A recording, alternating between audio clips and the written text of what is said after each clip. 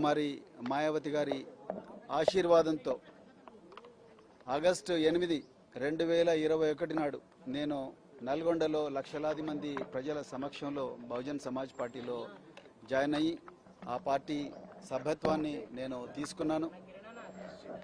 తెలంగాణలో ఏ బహుజన నేత తిరగనంత ఎక్కువగా 4000 గ్రామాలు 350 రోజులు లక్షలాది మంది ప్రజలు వందలాది సభలు పెట్టి బహుజన్ సమాజ్ పార్టీ వాదాన్ని బహుజన మహనీయుల త్యాగాన్ని తెలంగాణ ప్రజలకు పరిచయం చేసిన అదేవిధంగా మరి 2023 అసెంబ్లీ ఎలక్షన్లలో బహుజన్ సమాజ్ పార్టీ అభ్యర్థిగా నేను పోటీ చేయడమే కాకుండా 107 మంది అభ్యర్థులను బరిలోకి దించి మరి చాలా గొప్ప మరి ఎన్నికల పోరాటం చేయడం జరిగింది.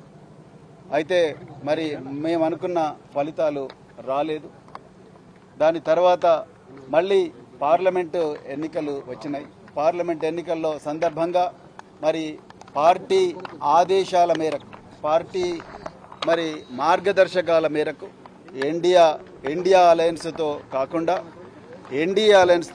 అంటే బీజేపీ కానీ లేకపోతే కాంగ్రెస్తోని పొత్తులో ఆ కూటముల్లో ఉండే పార్టీలు కాకుండా మరి ప్రాంతీయంగా ఆ కూటమిలో లేని పార్టీలు ఏవైనా ఉంటే ఆ పార్టీలతో పొత్తు పెట్టుకోవాలని మరి పార్టీ మార్గదర్శకాలకు అనుగుణంగానే మరి గ్రామ స్థాయి నుండి మరి జిల్లా స్థాయి నుండి మరి రాష్ట్ర స్థాయి నాయకులందరితో చర్చించిన తర్వాతనే మరి ఈ నిర్ణయం తీసుకొని మరి తెలంగాణ మాజీ ముఖ్యమంత్రి మరి బీఆర్ఎస్ అధినేత కేసీఆర్ గారితో మరి చర్చలు కూడా జరపడం జరిగింది. పలు దఫాలుగా చర్చలు జరిపిన తర్వాత మా కేంద్ర ఆఫీసుకు కూడా ఈ విషయాలన్నీ కూడా ఇక్కడ జరుగుతున్న పరిణామాలన్నీ కూడా వాళ్ళందరికీ వివరించడం జరిగింది. మరి తెలంగాణ వాదం బహుజన వాదం రెండు ఒకటే.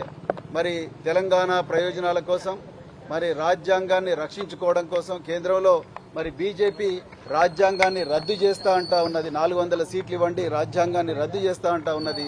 రాజ్యాంగం పోతే ఇక్కడ తెలంగాణలో మాత్రమే కాదు దేశంలో కూడా బహుజనులకు అన్యాయం జరుగుతుందన్న మరి ఆందోళనతోని మరి ఈరోజు భారత రాష్ట్ర సమితితోని మేము మరి పొత్తు పెట్టుకున్నాం.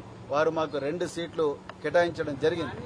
మరి ఆ 2 సీట్లు కేటాయించిన తర్వాత నిన్న అఫీషియల్గా మా కేంద్ర సమన్వయకర్త అనుమతితోనే నిన్న అఫీషియల్గా మరి ఇరు వర్గాల అప్రూవల్ వచ్చిన తర్వాతనే నిన్న మరి మేము నాగర్ కర్నూలు నియోజకవర్గం నుండి హైదరాబాద్ నియోజకవర్గం నుంచి పోటీ చేస్తామని కూడా ప్రజలకు ప్రకటించడం జరిగింది.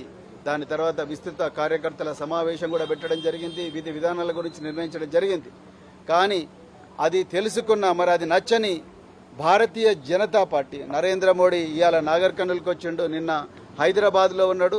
అది నచ్చని భారతీయ జనతా పార్టీ ఈ లౌకిక కూటమి ఈ చారిత్రాత్మకమైన కూటమి ఏదైతే ఉన్నదో భారత రాష్ట్ర సమితి అదేవిధంగా బహుజన్ సమాజ్ పార్టీ కూటమి మరి రాజ్యాంగాన్ని రక్షించే కూటమి నచ్చని నరేంద్ర మోడీ అమిత్ షాల ద్వయం మా పార్టీ మీద ఒత్తిడి తీసుకొచ్చి ఈ కూటమిని రద్దు చేసుకోమని నన్నే ప్రెస్ కాన్ఫరెన్స్ పెట్టి చెప్పమన్నారు.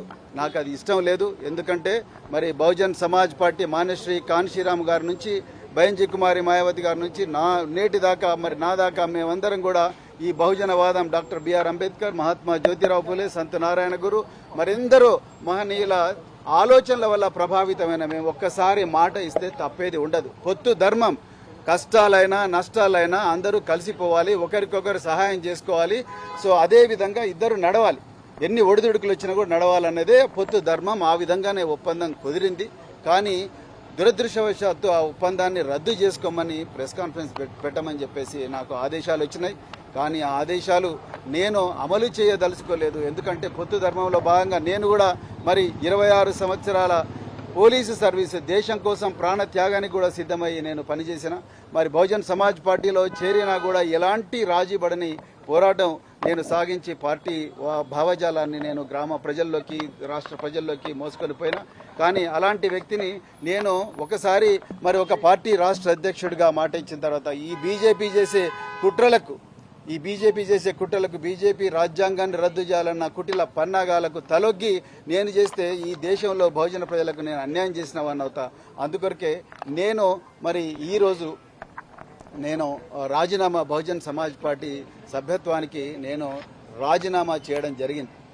తెలంగాణ ప్రజలందరూ కూడా ఈ నిర్ణయాన్ని మరి స్వాగతించాలని చెప్పి నేను కోరుకుంటున్నా. నేను తెలంగాణలో తెలంగాణలో బహుజన ప్రయోజనాల కోసం, అదేవిధంగా మరి తెలంగాణలో ఉండే బహుజన ప్రయోజనాల కోసం, దేశంలో రాజ్యాంగాన్ని రక్షించడం కోసం, లౌకికవాదాన్ని బతికించడం కోసమే నేను ఈ నిర్ణయం తీసుకున్న, ఇంకొక ఉద్దేశంతో కాదు.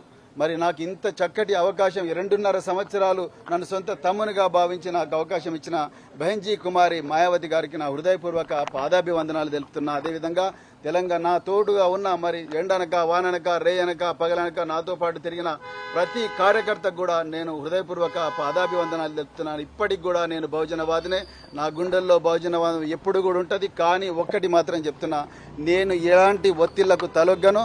ప్రాణం పోయినా సరే రాజ్యాంగాన్ని రక్షించుకుంటాం, రాజ్యాంగాన్ని కాపాడుకుంటాం. రాజ్యాంగ విలువలు జస్టిస్, లిబర్టీ, ఈక్వాలిటీ, ఫ్రాటర్నిటీ ఏవైతే విలువలను బాబాసాహెబ్ అంబేద్కర్ గారు చెప్పినరో, మానేశ్రీ కాన్షీరామ్ గారు ఏ విలువలైతే బోధించినరో ఆ విలువలను తప్పకుండా మేము కాపాడుకుంటాం, ఆ చరిత్రను కాపాడుకుంటాం. బహుజన ప్రజల కోసమే మరి రాత్రింబవలు పోరాడతామని చెప్పేసి సందర్భంగా చెప్తున్నా. సో నేను ఈ నిర్ణయం నేను స్వచ్ఛందంగా మరి ఈ రాష్ట్ర ప్రజల ప్రయోజనాల దృష్టిలో పెట్టుకుని తీసుకున్న. ఒక్కసారి ఒక ఒప్పందం జరిగిన తర్వాత ఆ ఒప్పందం అనేది మళ్ళీ ఆ ఒప్పందం నుంచి బయటికి రాకూడదు. అది కనీసమైన ధర్మం. అందుకొరకే నేను ఆ పని చేయడం ఇష్టం లేక మరి నేనే బయటికి రావడం జరిగింది. సో నేను మళ్ళొకసారి చెప్తున్నా, బహన్జీ కుమారి మాయావతి గారు గుక్కు మహిళ, మరి ఉత్తరప్రదేశ్ మాజీ ముఖ్యమంత్రి గారు, వారు నిజంగా చాలా గొప్ప వ్యక్తి. వారు నాకు ఒక చక్కటి అవకాశం కల్పించారు. వారికి హృదయపూర్వక ధన్యవాదాలు తెలుపుతా ఉన్నా. అదేవిధంగా బహుజన్ సమాజ్ పార్టీ నాయకులకందరికీ ధన్యవాదాలు చెప్తా ఉన్నా.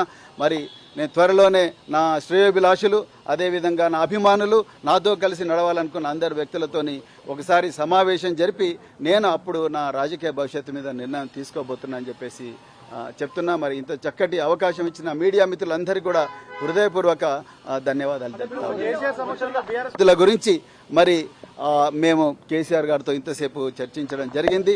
తప్పకుండా వారితో కలిసి పనిచేస్తాం.